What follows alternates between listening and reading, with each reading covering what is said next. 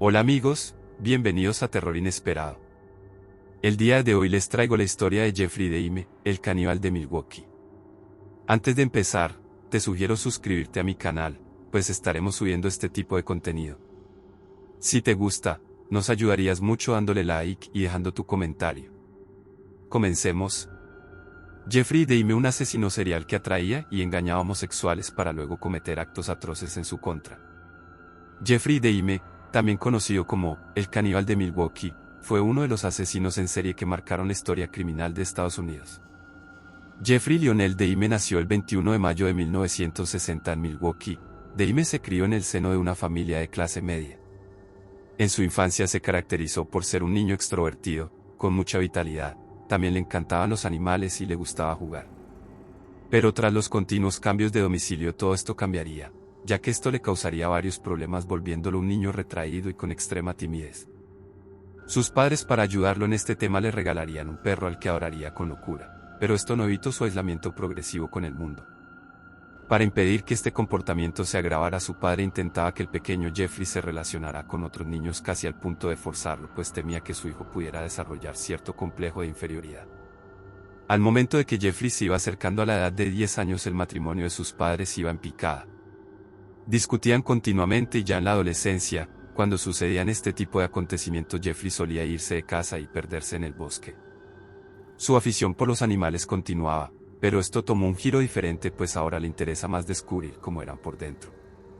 Comenzó entonces a recoger animales muertos que se encontraba en la carretera, los metía en una bolsa de basura y luego se los llevaba al patio trasero de su granja, donde los diseccionaba y deshuesaba.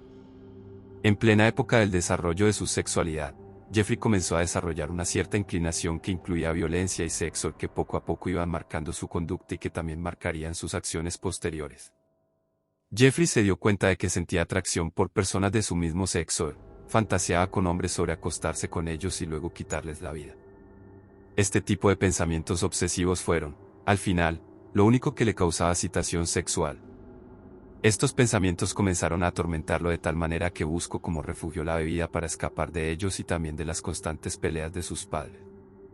En sus años de escuela era un estudiante educado con los profesores y divertido con sus compañeros. Esto le valió la fama de payaso de la clase. Sacaba buenas notas cuando se lo proponía y hacía sus deberes si la asignatura le interesaba. No obstante, en los últimos años, se fue desvinculando de sus estudios y perdió el interés por fomentar las relaciones sociales. Encontró el sustituto perfecto en sus fantasías sexuales, en las que se regodeaba cada vez más, hasta el punto de que esas fantasías por sí solas ya no le satisfacían, sino que debía llevarlas a cabo. Fue justo después de acabar sus estudios secundarios cuando Jeffrey empezó a cometer crímenes atroces. Al momento de graduarse del instituto, sus padres decidieron divorciarse.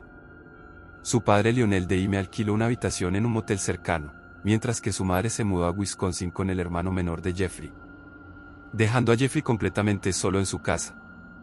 En el verano de 1978, sería cuando este hombre cometería su primer homicidio. Jeffrey iba de regreso a su casa luego de tomar un par de cervezas en un bar, como ya era costumbre para él. Fue entonces cuando vio a un joven de nombre Steven X en la carretera. Este se le acercó y le pediría un aventón. Jeffrey accedería no sin antes decirle que lo invitaba a su casa a beber unas cuantas cervezas y fumar un poco de hierba. El tiempo transcurría y Jeffrey parecía no tener intenciones de llevarlo al lugar que le habría pedido el joven.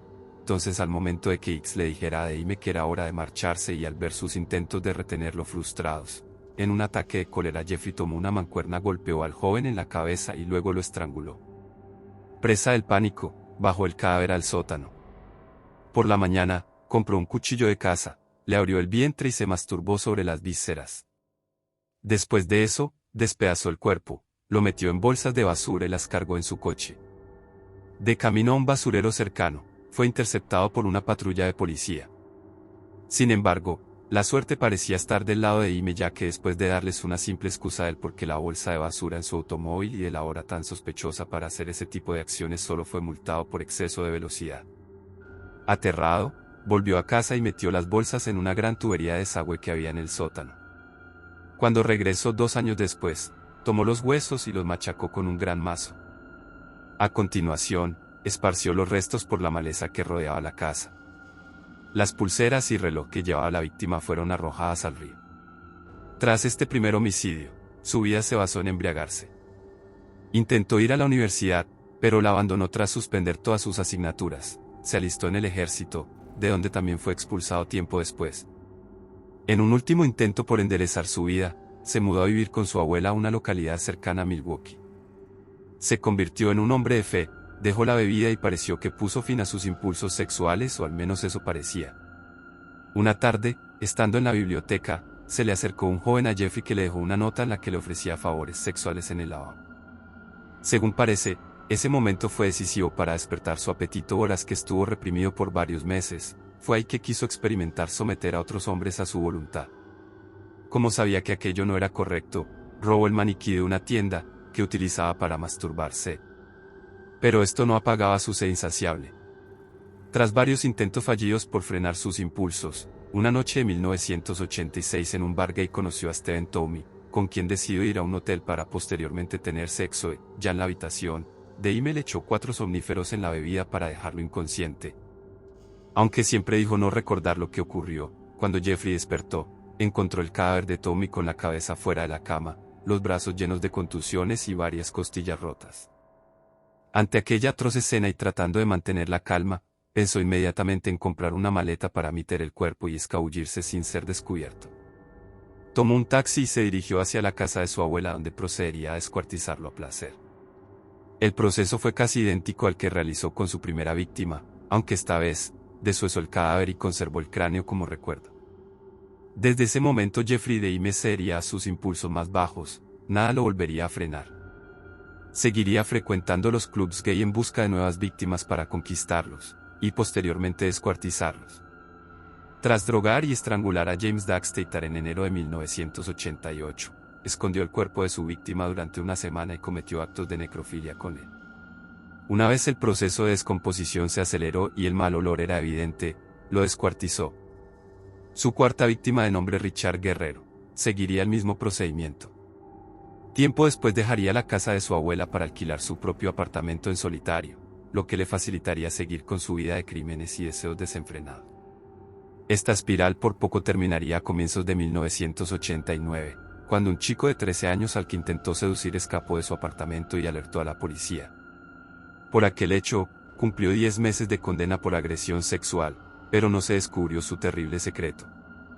3 semanas después de salir de prisión, volvió a Milwaukee, donde comenzó un río de sangre que duraría todo un año, hasta bien entrado 1990. A pesar de sus antecedentes, nadie le investigó por las desapariciones de jóvenes que estaban ocurriendo en la ciudad, hasta un total de 13. Jeffrey Deime sentía una intensa necesidad por mantener sexo con personas cuya voluntad estuviera anulada. Para lograr esta hazaña estando con vida aún, sus víctimas eran sometidas a trepanaciones craneales con un taladro y luego les inyectaba un ácido suave en el cerebro con ánimo de crear una especie de zombies a quienes poder controlar. Estaba enloquecido por el control que ejercía sobre sus víctimas, no solo sobre sus cuerpos sino ahora también sobre el control de sus mentes. Ante el fracaso de sus experimentos, Jeffrey los remataba. En un último intento por controlar sus mentes, comenzó a comérselos, ya que confesó que así pasaban a ser un parte de él.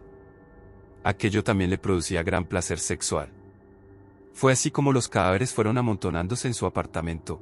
Esto ocasionó olores repulsivos que salían de este, y pese a todo esto los vecinos seguían sin imaginar las aberraciones que se cometían en el interior del mismo, excepto Pamela Bass, quien era la vecina que vivía al lado del apartamento de Jeffrey Deime, que solía quejarse del mal olor que impregnaba el pasillo de estos complejos proveniente del 213, casa de Deime. No fue hasta julio de 1991 cuando se terminaría descubriendo toda la verdad. Tracy Edwards, 32 años, lograba salir medio drogado y desnudo del piso de Deime. Por fortuna consiguió parar a una patrulla que pasaba por allí.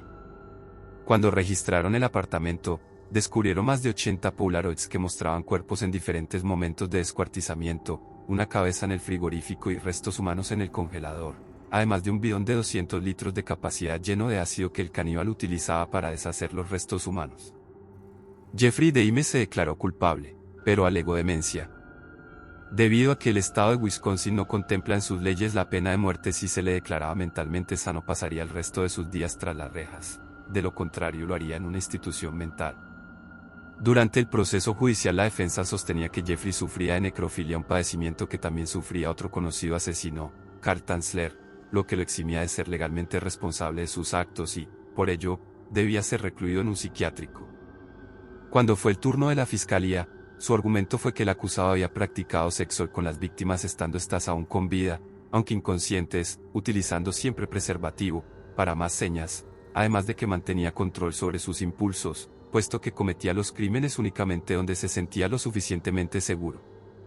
Luego de bastante tiempo para deliberar, el jurado conformado por gente no experta concluyó que, para ser diagnosticado como un enfermo mental, Deime debía mantener ese comportamiento todo el tiempo, incluyendo a la hora de cometer los homicidios, que fue precisamente cuando se concluyó que mantenía sus cabales.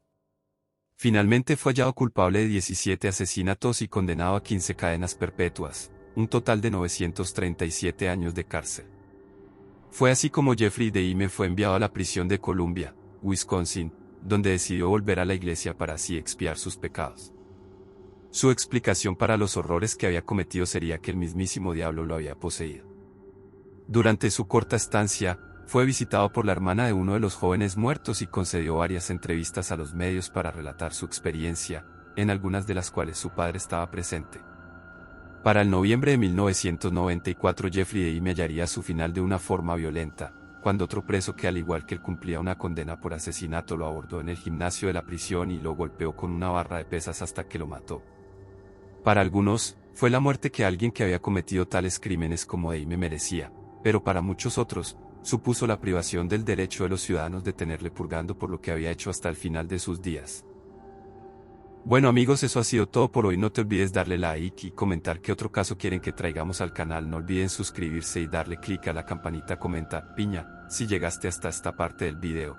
Nos vemos el próximo capítulo de Terror Inesperado. Saludos.